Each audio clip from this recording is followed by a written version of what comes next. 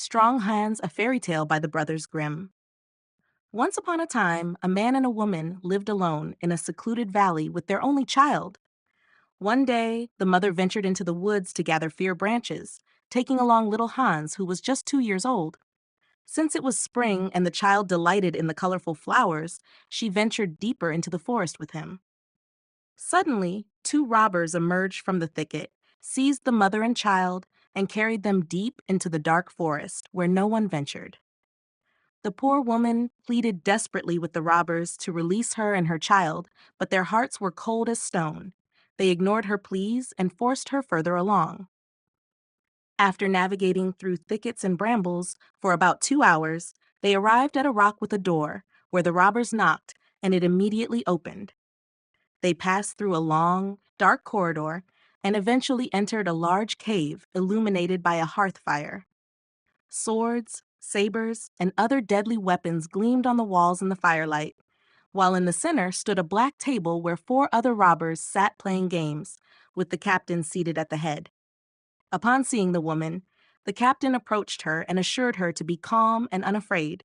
They meant her no harm, but she would be responsible for the household chores. If she kept everything in order, she would be treated well.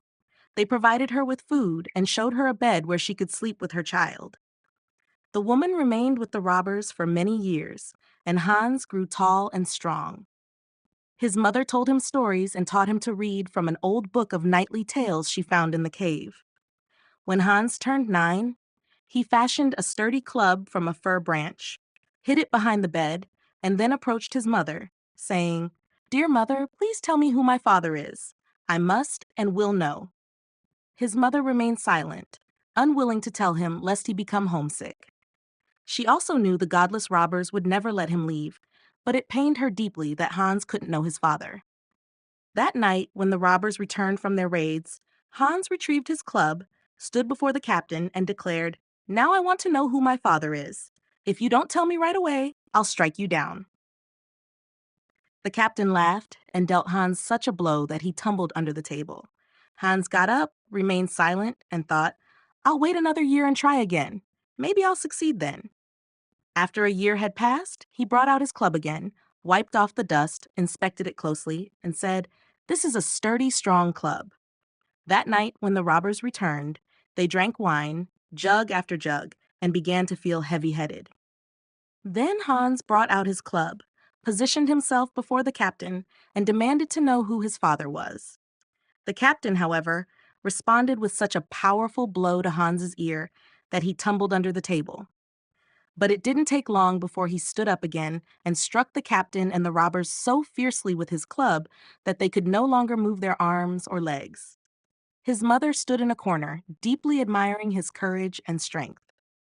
After Hans had finished, he went to his mother and said, "Now I have proven myself serious, but now I must also know who my father is."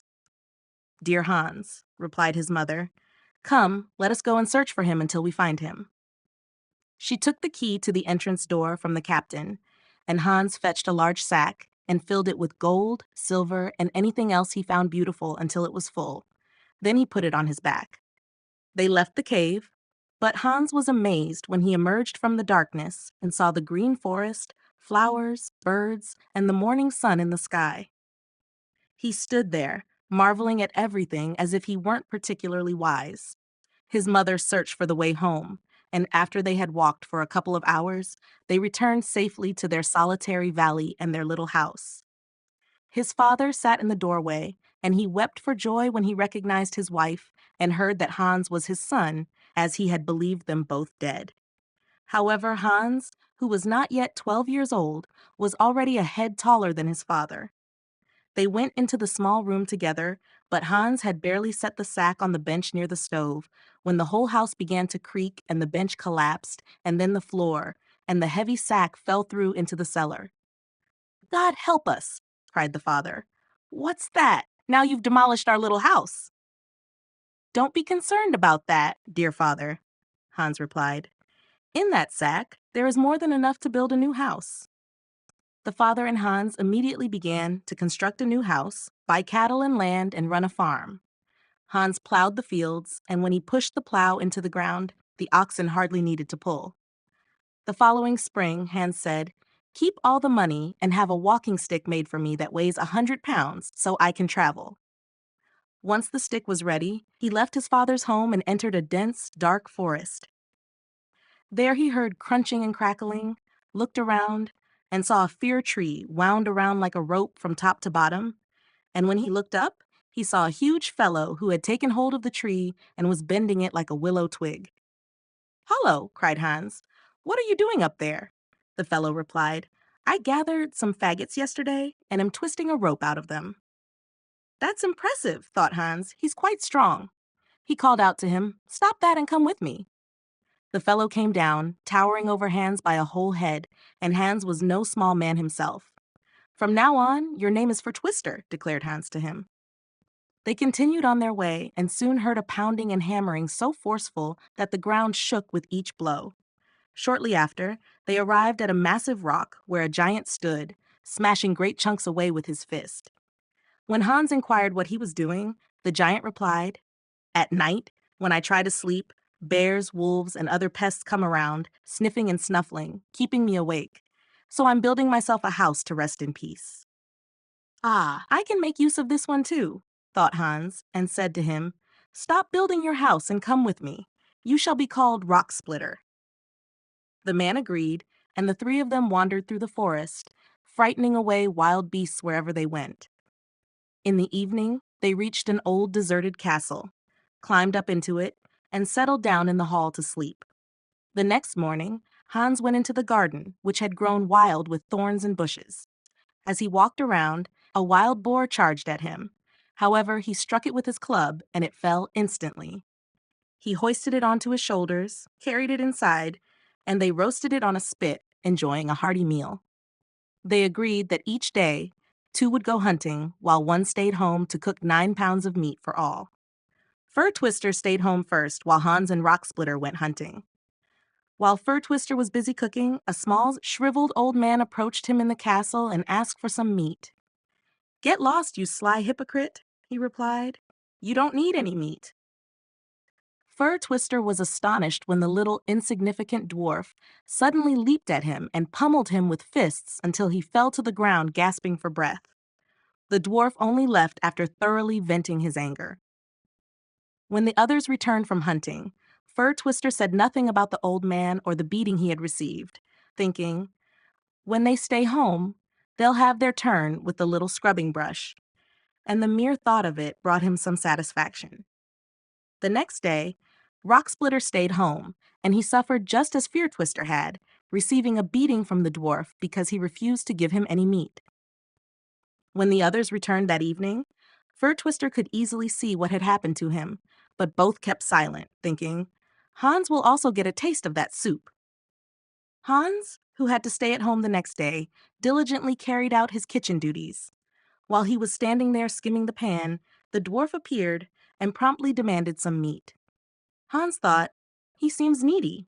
I'll share some of mine so the others won't be short," and gave him a piece. After devouring it, the dwarf asked again, and good-natured Hans gave him another piece, telling him it was a generous portion and he should be satisfied. But when the dwarf asked a third time, Hans exclaimed, "You're shameless," and refused to give him any more. Enraged, the dwarf attempted to attack Hans as he had done with Fur Twister and Rock Splitter, but he had chosen the wrong person. With little effort, Hans delivered a few blows that sent the dwarf tumbling down the castle steps. Hans started to chase after him, but tripped over his own long legs. By the time he got up, the dwarf had already fled. Hans hurried home, marking the spot where he had seen the dwarf slip into a hole in the rock. When the other two returned, they were amazed at Hans's well-being.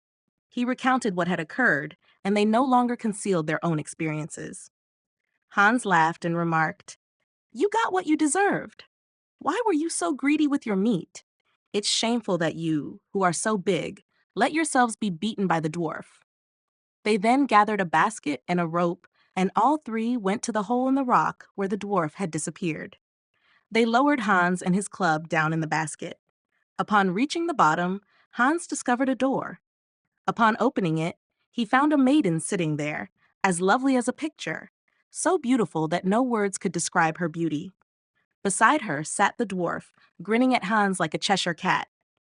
The maiden was bound in chains and looked at Hans with such sadness that he felt great pity for her.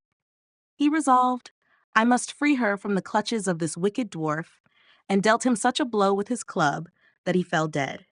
Immediately the chains fell from the maiden, and Hans was captivated by her beauty.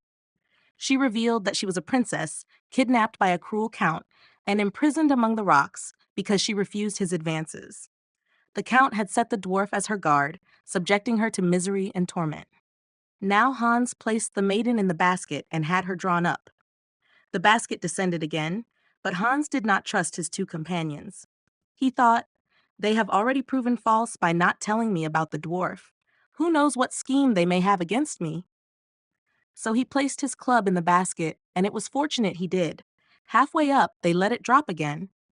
If Hans had been sitting in it, he would have been killed. Now he didn't know how to escape from the depths. He pondered and turned it over in his mind, but found no solution. It's truly unfortunate, he said to himself, to waste away down here. As he paced back and forth, he returned to the little chamber where the maiden had been. He noticed the dwarf had a ring on his finger that gleamed and sparkled. Hans took it off and put it on. When he turned it on his finger, he heard a rustling above him. Looking up, he saw spirits of the air hovering, declaring him their master and asking his desire. Initially struck dumb, Hans eventually requested they carry him above again. Instantly obeying, it was as though he flew up himself. Upon reaching the surface, however, he found no one in sight. Fur Twister and Rock Splitter had fled, taking the beautiful maiden with them. Hans turned the ring, and the spirits informed him the two were on the sea. Without pause, Hans ran and ran until he reached the shore. Far out on the water, he spotted a small boat with his treacherous comrades inside. Filled with rage, he leapt into the water, club in hand, without a second thought. The heavy club, weighing 100 weight, dragged him deep, nearly drowning him. Just in time, he turned his ring. The spirits of the air swiftly bore him into the boat like lightning. He swung his club, giving his deceitful companions their just punishment, throwing them into the water. Then he sailed with the beautiful maiden, whom he had twice rescued from great peril, back to her father and mother. He married her, and everyone rejoiced greatly. The Peasant Girl in Heaven. Once upon a time, a poor and devout peasant girl passed away and arrived at the gates of heaven. Around the same time, a very wealthy lord also sought entry into heaven. St. Peter appeared with the key, opened the door, and let the Lord in. However, it seems he did not see the peasant girl and closed the door again. Outside, the peasant girl heard the joyful reception of the Lord in heaven, with music and singing. After a while, St. Peter returned, opened the gates, and welcomed the peasant girl into heaven. Expecting music and singing upon her arrival, she found everything quiet. Although warmly received with great love and greeted by angels, no one sang. Perplexed, the peasant girl asked St. Peter why they didn't sing for her as they did for the rich lord, suggesting that perhaps heaven was as biased as earth. St. Peter replied, "No, not at all. You are just as beloved to us as anyone else, and will enjoy all the heavenly joys that the rich lord does. But poor girls like you come to heaven every day, whereas a rich lord like him comes only about once every 100 years." Lean Lisa, a Fairy Tale by the Brothers Grimm. Lean Lisa thought very differently from Lazy Harry and Fat Trina, who never let anything disturb their peace. From morning till evening, she tirelessly scrubbed everything with ashes and piled so much work on her husband, Long Lawrence, that he had more to bear than an ass carrying 3 sacks. Yet it was all in vain. They had nothing and achieved nothing. One night, as she lay in bed and could hardly move a limb from weariness, her thoughts still refused to rest. She nudged her husband's side with her elbow and said, "Listen, Lenz, to what I have been thinking. If I were to find 1 florin and someone gifted me another, I would borrow another to add to them. And you should give me one too. Once I had gathered the 4 florins, I would buy a young cow." Her husband liked this idea very much. "True," he said. "I don't know where I would find the florin you want as a gift from me. But if you manage to gather the money and buy a cow with it, you should carry out your plan. I would be glad," he added, "if the cow has a calf, so that I may sometimes enjoy a drink of milk for refreshment." "The milk isn't for you," said the woman. "We'll let the calf suck so it becomes big and fat, and then we can sell it well." "Of course," replied the man, "but we'll still take a little milk. That won't do any harm."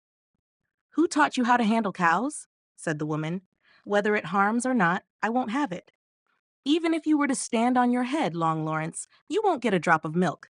Do you think just because you're insatiable, you can consume what I earn with such difficulty?" "Wife," said the man, "be quiet or I'll slap your mouth." "What?" she cried. "You threaten me, you glutton, you scoundrel, you lazy Harry." She was about to grab his hair, but Long Lawrence rose up, seized Lean Lisa's bony arms with one hand, and with the other pressed her head onto the pillow, letting her rant until she fell asleep from exhaustion. Whether she continued to argue upon waking the next morning, or whether she went out to search for the Florin she hoped to find, I do not know. The Hut in the Forest, a fairy tale by the Brothers Grimm. A poor woodcutter lived with his wife and 3 daughters in a little hut on the edge of a lonely forest. One morning, as he was about to go to his work, he said to his wife, "Let my dinner be brought into the forest to me by my eldest daughter, or I shall never get my work done." In order to prevent her from getting lost, he added, "I will take a bag of millet with me and strew the seeds on the path." When the sun was directly overhead in the forest, the girl set out with a bowl of soup. But the field sparrows, wood sparrows, larks, finches, blackbirds, and siskins had already eaten all the millet, and the girl could not find the trail. Trusting to luck, she continued on her way until the sun set and night fell. The trees rustled in the darkness, the owls hooted, and she began to feel afraid. In the distance, she saw a light flickering between the trees. "There must be people living there who can take me in for the night," she thought, and approached the light. Before long, she arrived at a house with all its windows illuminated. She knocked, and a rough voice from inside called out, "Enter." The girl stepped into the dark hallway and knocked on the door of the room.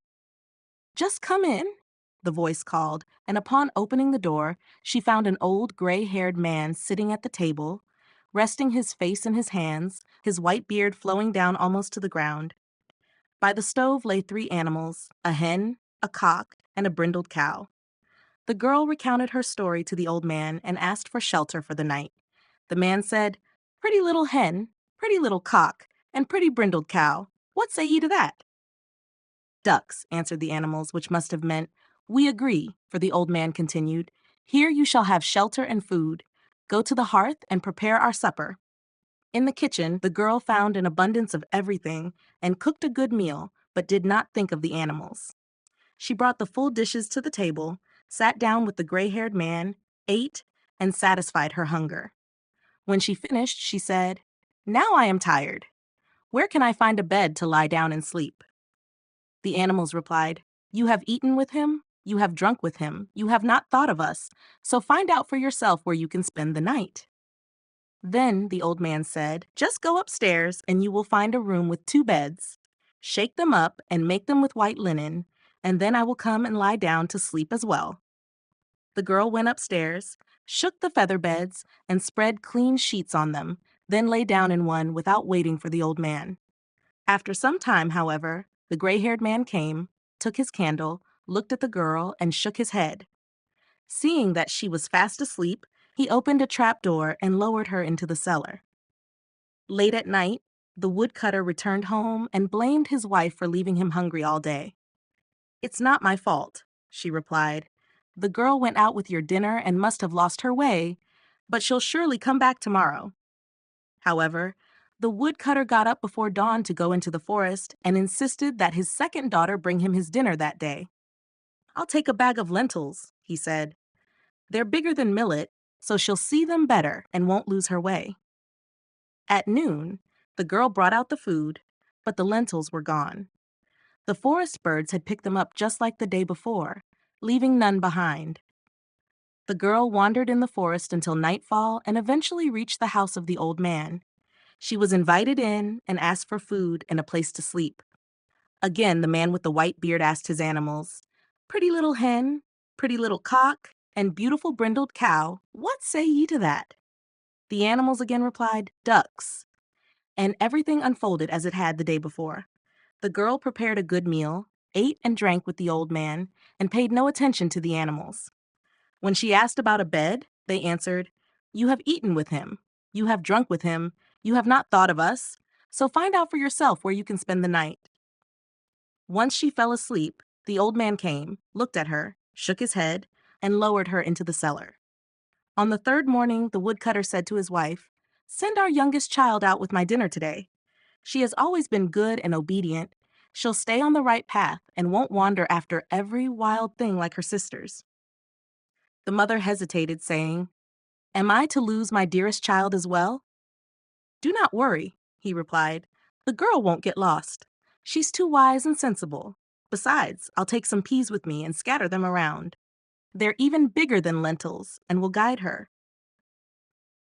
But when the girl went out with her basket, the wood pigeons had already eaten all the peas, and she didn't know which way to go. Full of sorrow, she kept thinking about how hungry her father would be and how her good mother would worry if she didn't return. Finally, as darkness fell, she saw the light and arrived at the house in the forest. She politely asked to spend the night there, and once again, the man with the white beard asked his animals, "Pretty little hen, pretty little cock, and beautiful brindled cow, what say ye to that?" "Ducks," they replied. The girl then approached the stove where the animals lay and gently stroked the cock and hen, feeling their smooth feathers, and caressed the brindled cow between her horns. Following the old man's instructions, she prepared a hearty soup, placed the bowl on the table, and said, "Shall I eat as much as I want while these good animals have nothing? There's plenty of food outside. I'll take care of them first." So she fetched barley for the cock and hen, stewed it for them, and brought a whole armful of fragrant hay for the cow. "I hope you enjoy it, dear animals," she said, "and I'll get you a refreshing drink in case you're thirsty." She brought a bucket of water, and the cock and hen perched on the edge, dipped their beaks in, and lifted their heads like birds do when they drink. The brindled cow also drank heartily.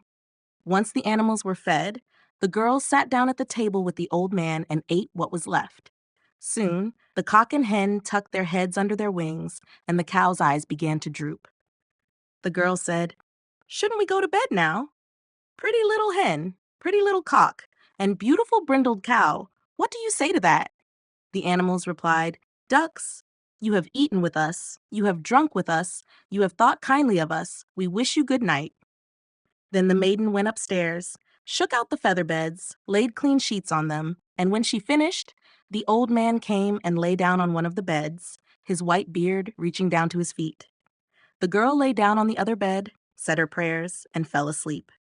She slept peacefully until midnight, when suddenly the house filled with noise, waking her. There were cracks and splintering sounds from every corner, doors banging against walls, beams groaning as if about to tear apart, stairs seeming to collapse, and finally a crash as if the roof had caved in. However, when all grew quiet again, and the girl found herself unharmed, she stayed still and fell asleep once more. But when she woke in the morning to the bright sunlight, what did her eyes see? She was lying in a vast hall, surrounded by royal splendor. Golden flowers adorned the walls, against a backdrop of green silk. The bed was made of ivory, with a canopy of red velvet, and nearby sat a chair with shoes embroidered in pearls. The girl thought she must be dreaming, but then 3 richly dressed attendants entered and asked what orders she wished to give. "If you will go," she replied, "I will rise immediately and prepare some soup for the old man. Afterward, I will feed the pretty little hen, the cock, and the beautiful brindled cow." She assumed the old man was already up and glanced at his bed, only to find a stranger lying there. As she observed him, she noticed he was young and handsome. He woke, sat up in bed, and said, "I am a king's son, enchanted by a wicked witch to live as an old, gray-haired man in this forest. No one could accompany me except my 3 attendants in the forms of a cock, a hen, and a brindled cow. The spell could only be broken when a girl with a heart so good, showing love not only to mankind but also to animals, appeared. And that is what you have done. By your kindness at midnight, we were set free, and the old hut in the forest was transformed back into my royal palace." They got up, and the king's son instructed his attendants to fetch the girl's father and mother for the wedding feast. "But where are my two sisters?" asked the maiden. "I have locked them in the cellar, and tomorrow they will be taken into the forest to serve a charcoal burner until they learn kindness and stop leaving poor animals hungry." Sharing Joy and Sorrow, a fairy tale by the Brothers Grimm. Once there was a tailor who was a quarrelsome man, and his wife, who was good, industrious, and pious, could never please him. Whatever she did, he was dissatisfied, grumbling, scolding, and hitting her. When authorities finally heard of this, they summoned him and imprisoned him to reform his behavior. He spent some time on bread and water, then was released with the condition that he would no longer beat his wife, but live peacefully with her and share joy and sorrow as married couples should. Things went well for a while, but he soon reverted to his old ways, becoming moody and argumentative. However, because he couldn't hit her, he began to grab her by the hair and pull it out. The woman escaped and fled into the courtyard, but he chased after her with his measuring stick and scissors, pursuing her and throwing whatever he could find at her. When he hit her, he laughed. When he missed, he raged and cursed. This continued until neighbors came to the woman's aid. The tailor was summoned again before the authorities and reminded of his promise. "Dear sirs," he replied, "I have kept my promise. I have not beaten her, but have shared joy and sorrow with her." "How can that be?" asked the judge, "when she consistently brings such serious complaints against you?" "I didn't beat her," he explained, "but because she looked so peculiar, I simply wanted to comb her hair with my hand. However, she evaded me and left me feeling quite resentful. I pursued her, and in order to remind her of her duties, I threw whatever was at hand at her as a well-intentioned reminder. I have indeed shared joy and sorrow with her. Whenever I hit her, I was joyful and she was sorrowful. And if I missed her, then she was joyful and I was sorry." The judges were not satisfied with this explanation and gave him the punishment he deserved.